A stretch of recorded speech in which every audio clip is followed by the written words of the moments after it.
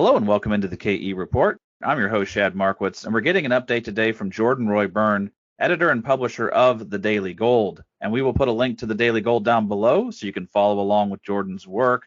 And Jordan, wanted to get you on just to get your technical thoughts on the precious metals complex. I guess kicking things off with gold, in lieu of all the U.S. equity weakness and in lieu of a lot of the selling we've seen from multiple reasons, but it's been ugly red days the end of last week to kick off this week. Now things have started to claw their way back higher a little bit, but all in all, gold held up pretty well, and gold was just at 2,500 just a few trading sessions ago. It has pulled back some in sympathy. Some are saying maybe that's just people pulling profits on what was a profitable trade for them and backstopping some of their other margin calls or other problems they had in other markets. But in general, gold has been a thing of beauty. It's been a chart of beauty really for the last year or two. It's just been making higher highs and holding on to its gains for the most part. How are you looking at the yellow metal as far as support and resistance levels? Yeah, hey, Shad. Well, looking at the daily candle action, you have a lot of distribution around 2,500. So that's the clear resistance right now. Gold last couple of days is starting to sell off more. As far as support, obviously, you got that level around 2,300, or you can even call it 2,290, which are the lows from the last several months.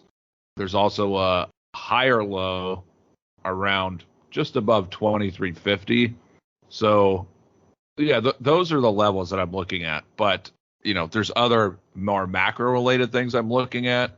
And, I think those are going to move in gold's direction. And so, therefore, I wouldn't get too worried, at least not yet, if you see gold breaking these support levels.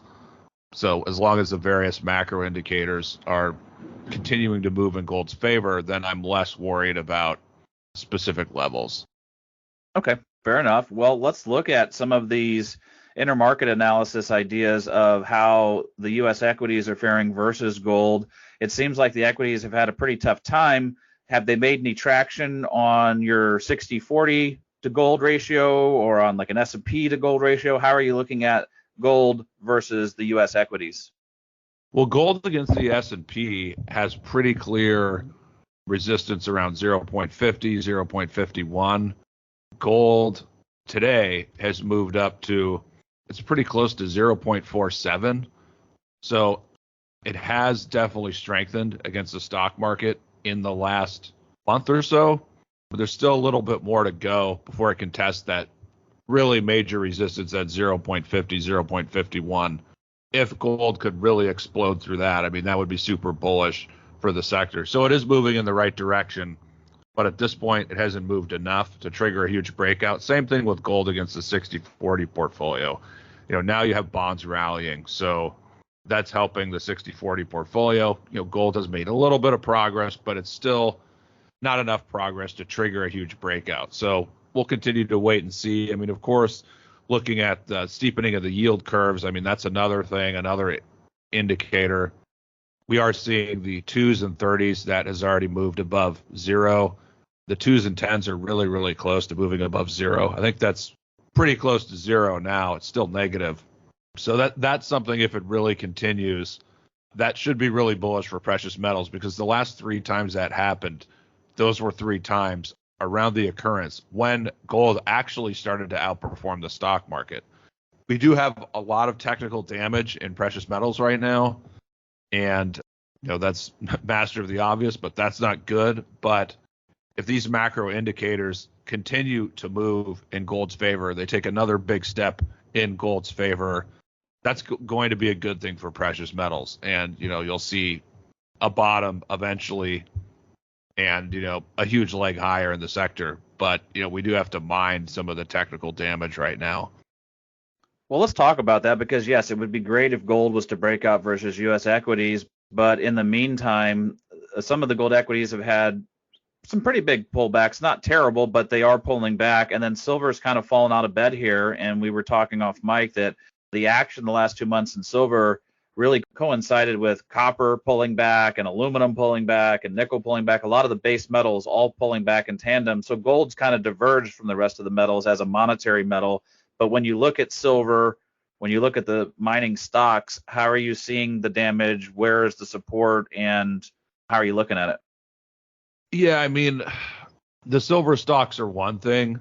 There's obviously more damage in silver in the silver stocks. One thing I will say is silver is trading around a 3-year high against copper. So even though silver technically has been ugly, it's still really outperforming copper. I don't know, maybe that's a function of copper just completely falling apart.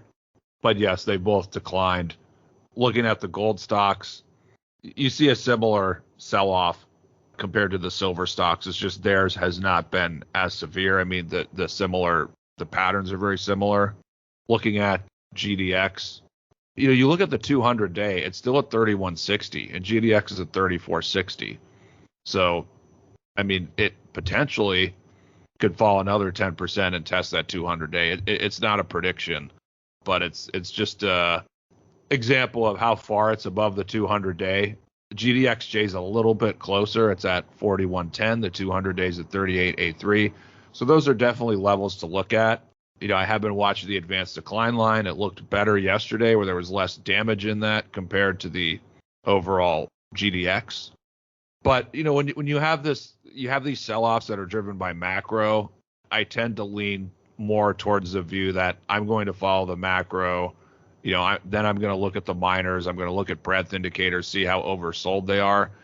Those are kind of my guideposts a lot more than, okay, where's the support on GDX and GDXJ? I will follow those support levels, but the other factors, the macro factors, those are, to me, more important here in the near term. I mean, obviously, if, again, looking at the 200 days, I mean, if the miners keep falling without much of a rally, then you would expect them to probably bounce at the 200-day moving averages. So that's how I'm looking at everything. But I am more concerned, I should say most concerned, with the macro developments and those continuing to move in gold's favor.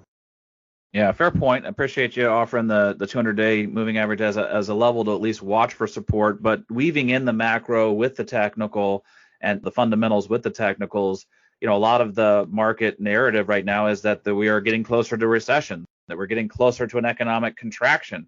And that doesn't bode well for things like copper, which is probably why it's getting hit so hard. And silver has a big industrial component. It's about 60% industrial. Now, I don't make a lot of that as far as supply demand, but the perception is most of the commodities that China is buying or that the U.S. would need for growth or that the world needs for growth are in a slight pinch right here if the growth slows down. So that would underpin growth in gold over things like silver and copper. So that's kind of why I bring it up, is just, would you be more tempted to just be heavily weighted in the gold stocks over the silver stocks because of the macro? Yeah, I mean, that is probably how you would want to play it. I mean, if you're just starting fresh, I mean, as you know, I'm a company guy, a companies guy. So I think you always have to evaluate the companies that you own. But that's certainly the case that in this kind of macro, gold will outperform everything, really. It will outperform silver, but silver will bottom soon enough. And the thing about silver and the silver stocks is, yes, there's quite a bit of damage in some of these silver stocks, but silver's already come down from almost 33 to 26.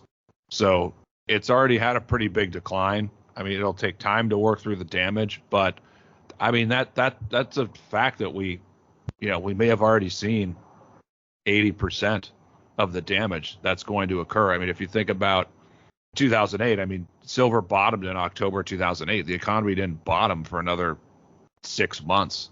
The stock market didn't bottom for another 5 months. I think about 2007, where you had kind of a quick sell-off like this, and I think gold and silver bottomed right away.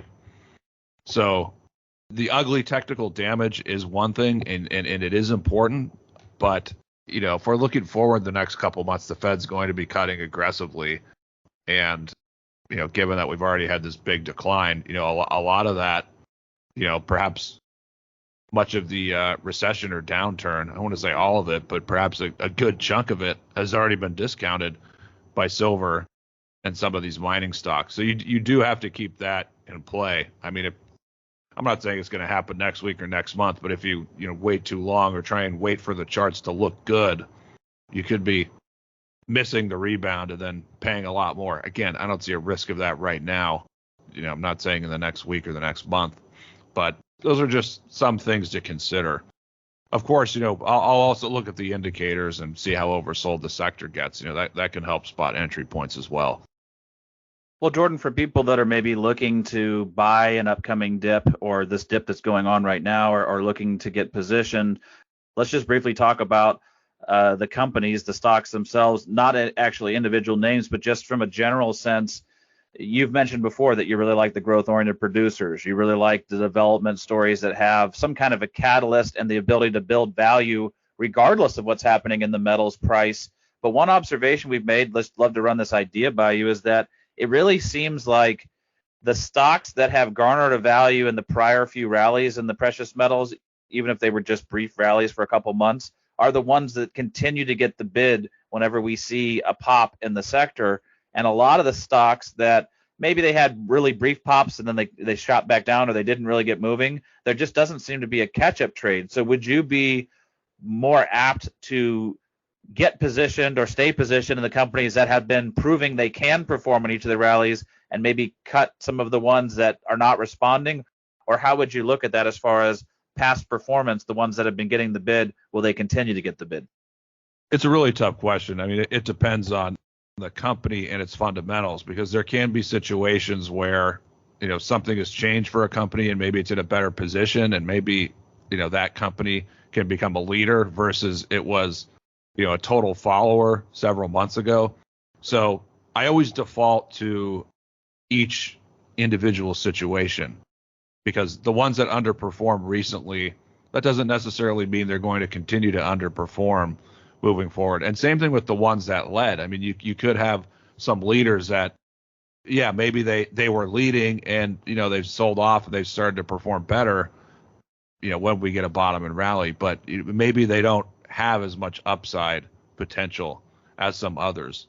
So I'm not trying to talk through every possibility here, but it's not like a black and white or cut and dry situation. But yes, it comes down to every individual company and its own situation, and you have to reevaluate those with what they're going to look like fundamentally 6 months from now, 12 months from now, 18 months from now, and what their current value is versus their price. Because everything, I mean, I'm looking at my screen and everything is pretty much getting hit right now. And the ones that you missed, like that, there's a couple things I'm looking at that I missed.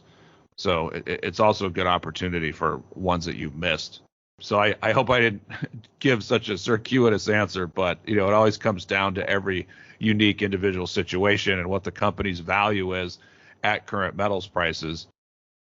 I think that's a great answer, Jordan. I appreciate you making it a case-by-case situation, because you're right. There could be companies that led in the past that have already become more fairly valued, and there could be value drivers in companies that haven't really moved yet, but now that value is hitting its stride, and maybe it's just starting in the summer months, or maybe there's an upcoming catalyst for them. So I guess it does have to be done on a case-by-case. We just noticed that there's certain stocks that keep getting a bid, and there's a lot that keep getting no bid. So just worthy of getting your thoughts on it.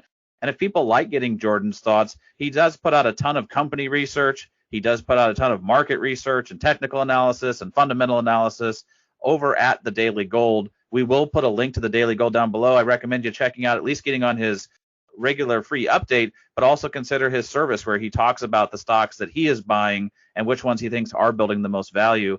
And Jordan, we just value your time here with us here at the KE Report and looking forward to our next conversation. Oh, thank you so much for having me.